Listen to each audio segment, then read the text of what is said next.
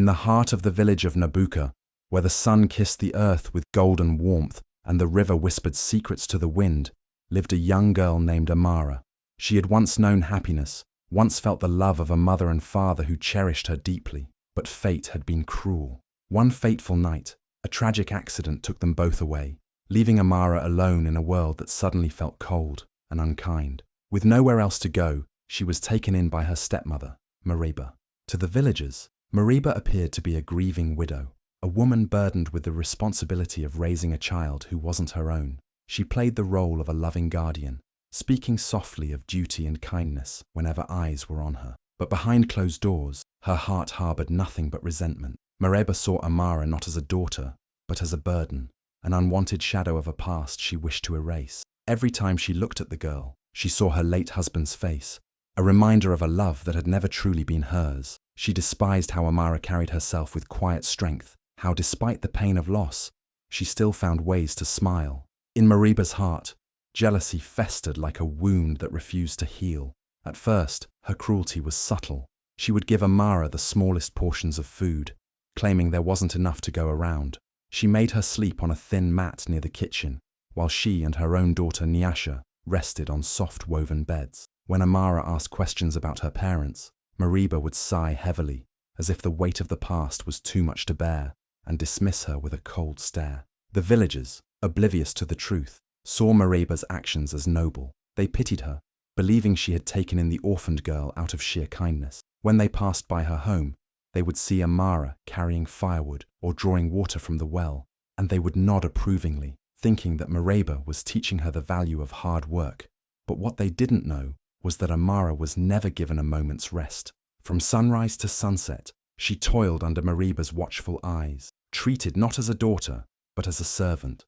Yet, through all the hardships, Amara never complained. She carried her pain with quiet dignity, never allowing Mariba's cruelty to break her spirit. Even in the darkest moments, she held on to the memories of her parents, their laughter, their warmth, the love they had poured into her heart. She knew she had to survive, no matter how harsh the days became. But Mariba had other plans. She wasn't satisfied with making Amara suffer in silence. She wanted to turn the entire village against her, to make sure that no one would ever stand by her side. And so, she began to weave a web of lies, whispering them into the ears of anyone who would listen. Lies that would spread like wildfire. Lies that would make Amara's life even harder than it already was. At first, Mariba's lies were small, barely noticeable, just whispers carried by the wind. But soon, they grew into a storm that swept through the village like wildfire. She knew that if she wanted to get rid of Amara completely, she couldn't just make her suffer in silence. She had to turn everyone against her. And so, she began her plan. It started with simple remarks, spoken in a hushed voice, but loud enough for others to hear. "Ah, poor me," Mariba would sigh dramatically, shaking her head as she carried a small basket to the market. "Ever since I took that girl in, my life has been filled with nothing but trouble. I tried my best to care for her, but misfortune follows her like a shadow." The villagers, always eager for gossip, leaned in closer. "What do you mean?"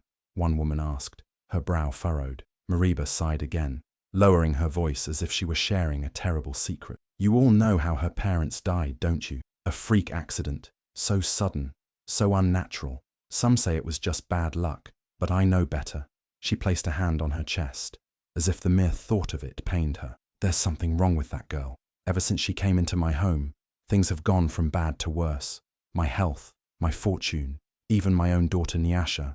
She has fallen sick twice this year. It's as if Amara carries a dark spirit within her."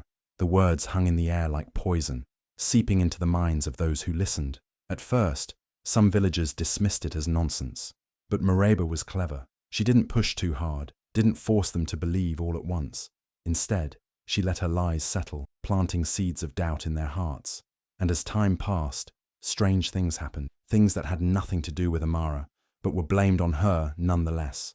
A farmer's cow gave birth to a stillborn calf. A sudden storm destroyed part of a widow's roof. A child fell sick with a fever that wouldn't break for days. Each time, Mariba would shake her head solemnly and whisper, "Ever since Amara's parents died, bad luck has followed her like a curse." People started to avoid Amara, no longer greeting her when she passed by. Children who once played with her were warned to stay away. Some even spat on the ground after she walked by, as if to ward off bad luck. But Mareba didn't stop there. She made sure Amara herself believed the lies. Late at night, when the village was quiet, she would stand outside Amara's small sleeping space near the kitchen and whisper through the cracks in the wall. "It's your fault," she would murmur, her voice like a snake's hiss. "Your parents died because of you. You bring misfortune wherever you go. No one will ever love you, Amara. No one will ever want you." At first, Amara tried to ignore it, pressing her hands against her ears. But as days turned into weeks, doubt crept into her heart. Could it be true? Was she really cursed? Why else would everyone turn against her? Why else would bad things keep happening? She stopped speaking unless spoken to. She kept her head down, avoiding eye contact with the villagers. She no longer tried to defend herself when they muttered insults as she passed.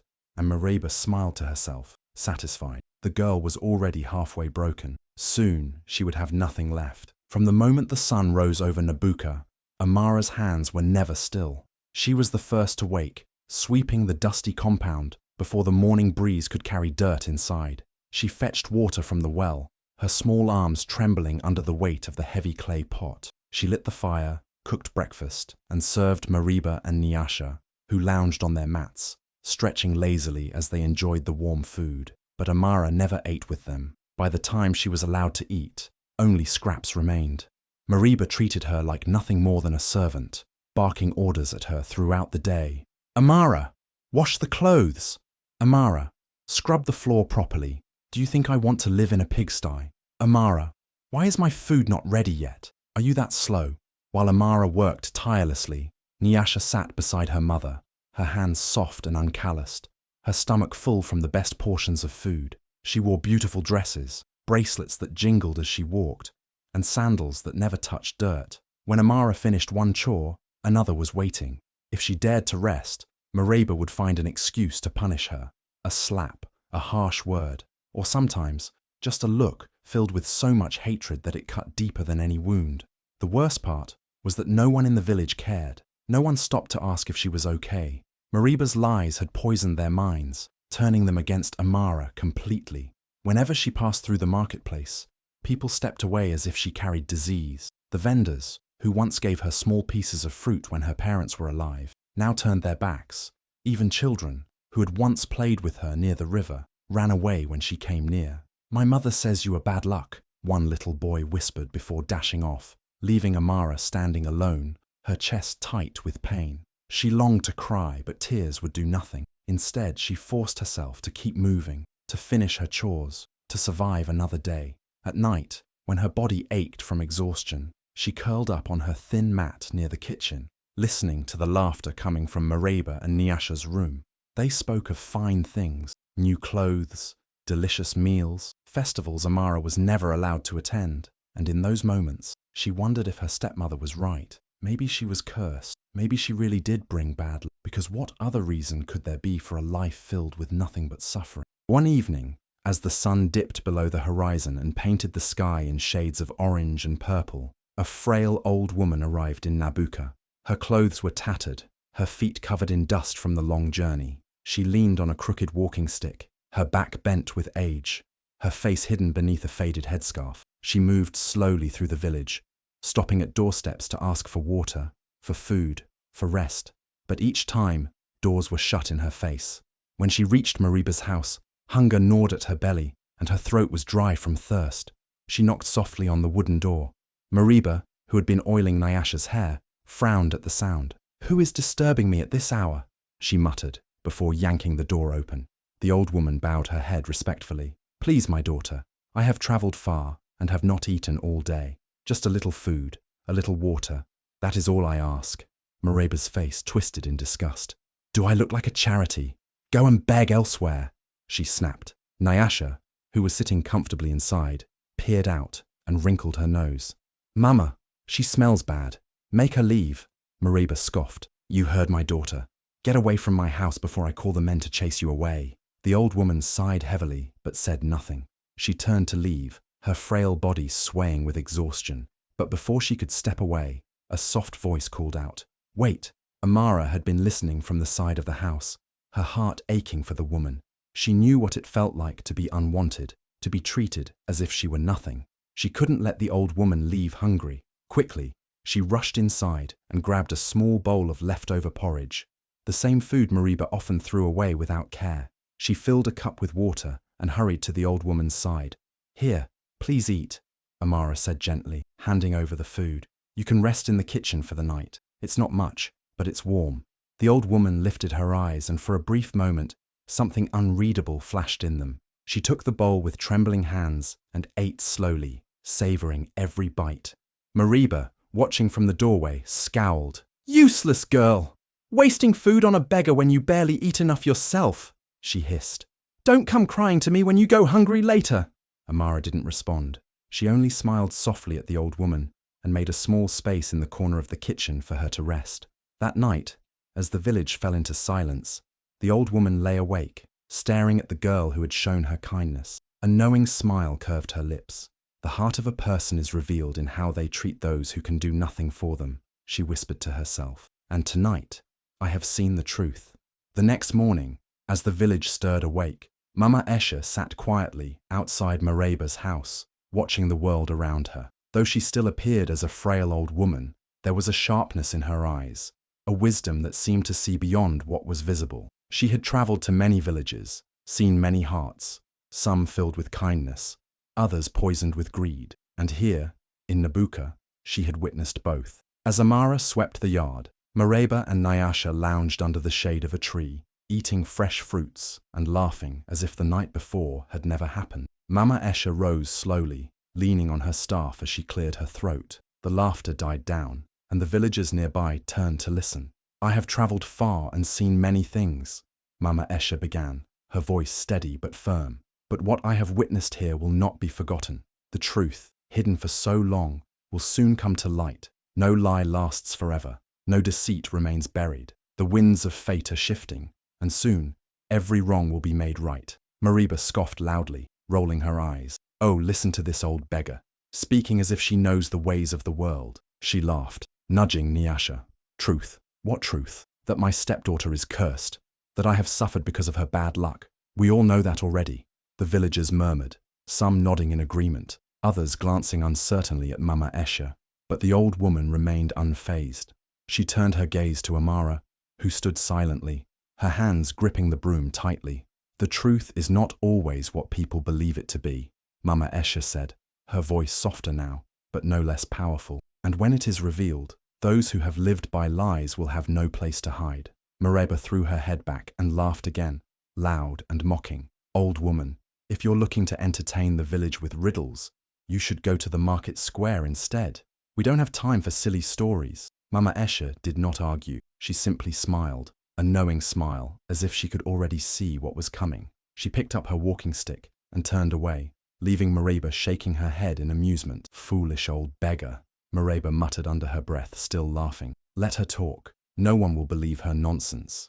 But what Mariba didn't realize was that the winds of fate had already begun to shift, and soon, the truth she had buried so carefully would rise, whether she was ready for it or not. That evening, as the sun dipped low over the village of Nabucco, Mariba sat with a group of women outside her home, laughing loudly. Her voice was filled with pride as she boasted about how easily she had convinced the entire village that Amara was cursed. "These fools believe anything I say," Mariba sneered, tossing a handful of groundnuts into her mouth. "I told them the girl brought misfortune, and they swallowed my words like hungry dogs. Now no one dares to help her. She is nothing but a shadow in this village." The women laughed along with her, but they did not notice the old man sitting quietly nearby. Baba Jalani, one of the village elders, had been resting under the shade of a large tree, his ears sharp despite his age. At the mention of Amara's name, his heart tightened. He had known Amara's parents before they passed, and he had always doubted Mariba's words. But now, as he listened to her wicked laughter, his suspicions were confirmed. He turned his gaze toward Amara, who was crouched near the kitchen, scrubbing pots with tired hands. Her face was thin, her clothes worn, and her shoulders heavy with sorrow. Baba Jalani's fists clenched. He had remained silent for too long. It was time for the truth to be revealed. Without hesitation, he rose to his feet and made his way toward the village square. His steps were slow, but firm, his mind racing with determination. He knew what had to be done. That night, under the bright moonlight, The village council gathered in the elders' hut. The leaders of Nabuka sat cross-legged on woven mats, their faces serious as Baba Jelani spoke. He recounted everything he had heard, his voice filled with both anger and sorrow. "Mareba has lied to us all," he declared. "She has turned us against an innocent girl, a child who has done no wrong. She has fed us poison, and we drank it without question. But the truth can no longer be hidden." The elders exchanged glances, some shifting uncomfortably. They had believed Mareba's words for so long. How could they have been so blind? "We must act," another elder finally said. "If what you say is true, we have wronged an orphan in the most unforgivable way." Baba Jelani nodded. "Tomorrow, we will confront Mareba before the entire village. She will have no choice but to face her own lies." And so, the decision was made. The next sunrise would bring more than just light. It would bring the truth, and with it, justice for Amara. The entire village of Nabuka gathered in the central square, their murmurs filling the air with curiosity and confusion. It was rare for the village council to summon everyone like this, and whispers of speculation spread like wildfire. Children clung to their mothers, elders sat on their stools, and the young men stood at the back, watching closely. Mareba, dressed in her finest clothes, sat proudly with Nyasha by her side, her confidence unshaken. She had no idea that this day would change everything. Baba Jelani stepped forward, raising his hand for silence. His deep voice carried across the square.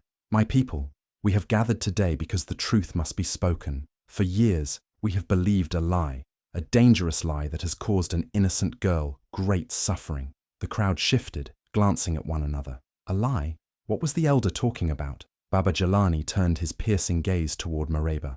"Mareba, you have told us that Amara is cursed, that she brings misfortune. You made us believe her parents died because of her, but last night I heard you with my own ears, bragging about how you deceived us all."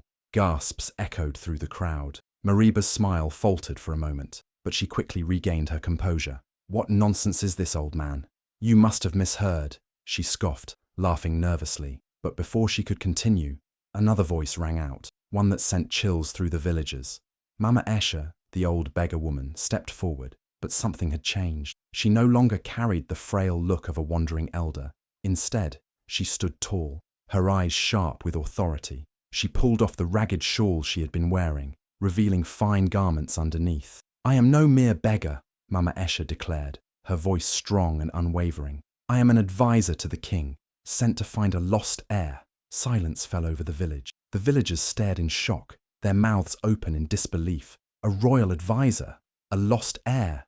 Mama Esha's gaze turned to Amara, who stood frozen, unsure of what was happening. Then, with a soft smile, she spoke the words that would shake the entire village. "That heir is Amara." Mareba's face drained of colour. Nyasha let out a gasp. The villagers erupted into whispers, their voices rising with shock. "She is the daughter of a noble bloodline," Mama Esha continued. "Her parents did not just die in an accident, they were targeted. And Mareba, out of greed and jealousy, spread lies to turn you all against her."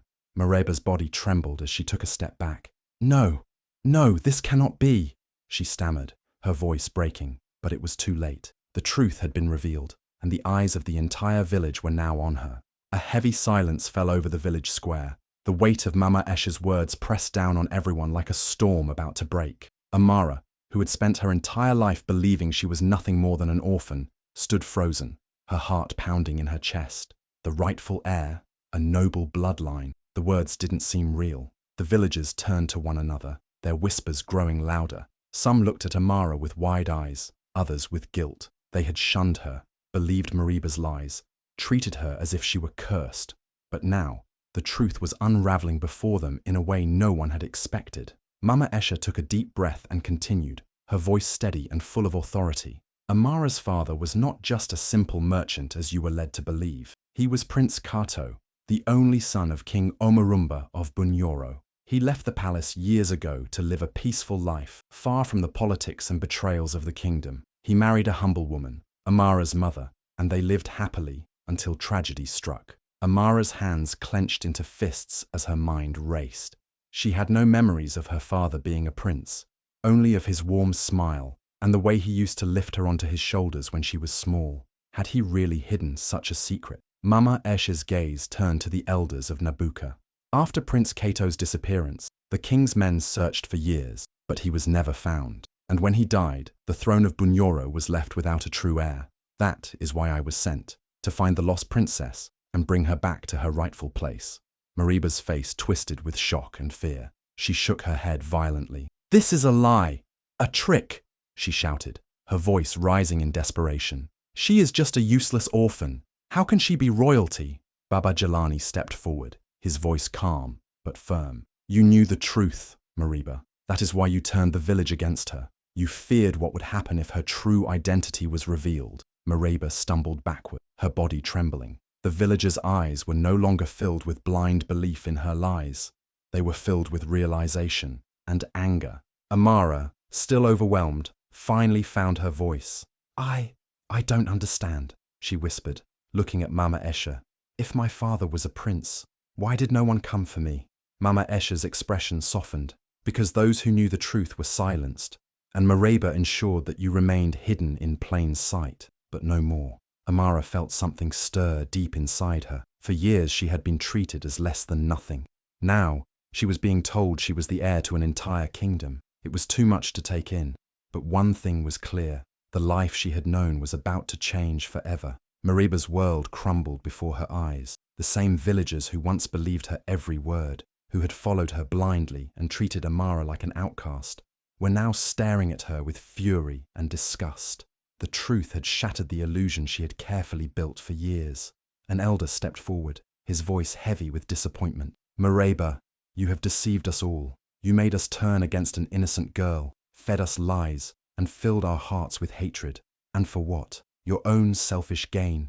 Mariba shook her head desperately, her eyes darting around for support, but there was none. The people who once whispered in her favor now whispered against her. She could see the shift in their eyes. Where once there was admiration, now there was nothing but scorn. "No, please," she begged, her voice cracking. "You don't understand. I did what I had to do. I took care of her. Enough!" a villager shouted. "You took care of no one but yourself." A murmur of agreement rippled through the crowd. People who had once believed in her lies now stepped forward, recalling the times they had ignored Amara's suffering, the moments they had looked away when she was forced to work like a servant. Guilt burned in their hearts. "The punishment for such wickedness is clear," Baba Jelani announced. "Mariba, you are cast out of this village. You will no longer have a home among us." Mariba gasped, her knees giving out beneath her. "No, please, where will I go?" she sobbed, clutching at Baba Jelani's robes, but he stepped away from her grasp. "You should have thought about that before you ruined an innocent girl's life," Mama Eshi said coldly. With no choice, Mariba was forced to leave Nabuka with nothing but the clothes on her back. The same woman who had once lived in comfort, who had dined on the best food while Amara starved, now found herself wandering the streets of distant villages, begging for scraps. The same hands that once pointed at Amara in judgment were now stretched out in desperation, asking strangers for mercy. But no one wanted to help a woman known for her cruelty and deceit. As for Nyasha, the life she had once enjoyed vanished overnight. Without her mother's lies to shield her, the villagers no longer saw her as special. The girl who had been spoiled and pampered now had to work to survive. No one offered her fine clothes or food on a silver plate. Instead, she found herself doing the very chores she once mocked Amara for. The hands that had once been soft and adorned with jewelry were now rough and blistered. For the first time in her life, Nyasha understood hardship. She understood what it felt like to be hungry, to be tired, to have no one to turn to. And every time she looked around, hoping someone would offer her help, she saw only the harsh reality that she had once ignored. Karma had come full circle. The ones who had tormented Amara were now living the very pain they had inflicted on her. And the village, now free from Mariba's poisonous lies, stood together, ready to welcome back the girl they had wronged. Amara stood at the entrance of the grand palace, her heart pounding as she took in the sight before her. The golden gates, the towering walls, the royal banners fluttering in the wind. It felt like a dream, one she never dared to have. Just days ago, she was nothing more than an orphaned girl, mistreated and cast aside. But now, the truth had been revealed. She was not just Amara, the girl the village once shunned. She was the lost princess of Bunyoro. The palace servants bowed as she entered, their voices filled with reverence. "Welcome home, Princess Amara.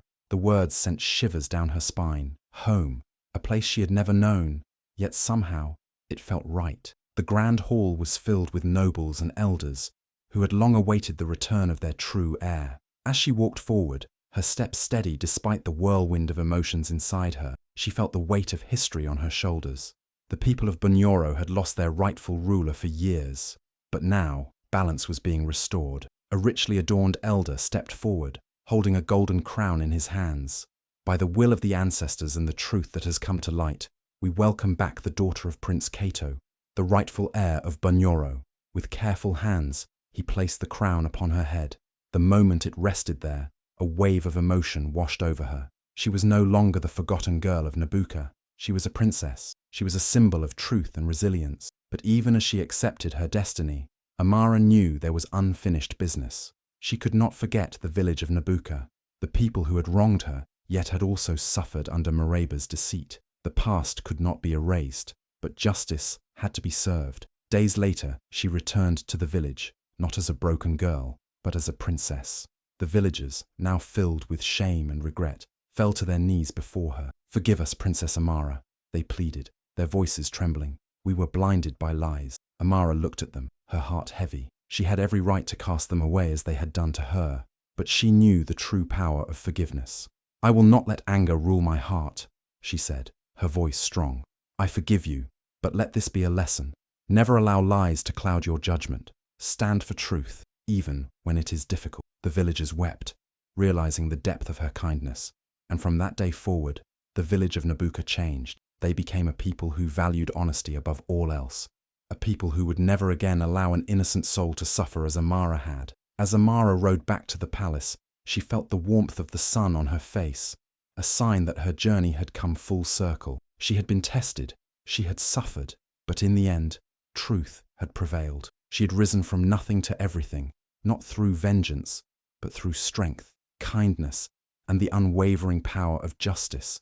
Her story would be told for generations, a tale of how lies may spread, but the truth will always find its way to the light. Imagine being betrayed by the very people who were supposed to protect you. Imagine suffering in silence while the world turned against you, all because of a lie. Amara's story is not just a tale, it's a powerful lesson about truth, resilience, and the justice that always finds its way. She was called cursed. She was treated like a servant. She was abandoned. But in the end, the truth could not be buried forever. When justice came, it left everyone speechless. The ones who hurt her faced their fate, and Amara rose higher than anyone ever imagined. This story reminds us that no matter how dark the night, the sun will rise. No matter how deep the lies, the truth will break free. And no matter how much pain you endure, you are stronger than your struggles. If this story touched your heart, please like, share, and subscribe so more people can experience the power of truth and justice. Let's spread kindness, wisdom, and hope. Thank you for watching. Your support means everything. Stay tuned for more incredible African tales.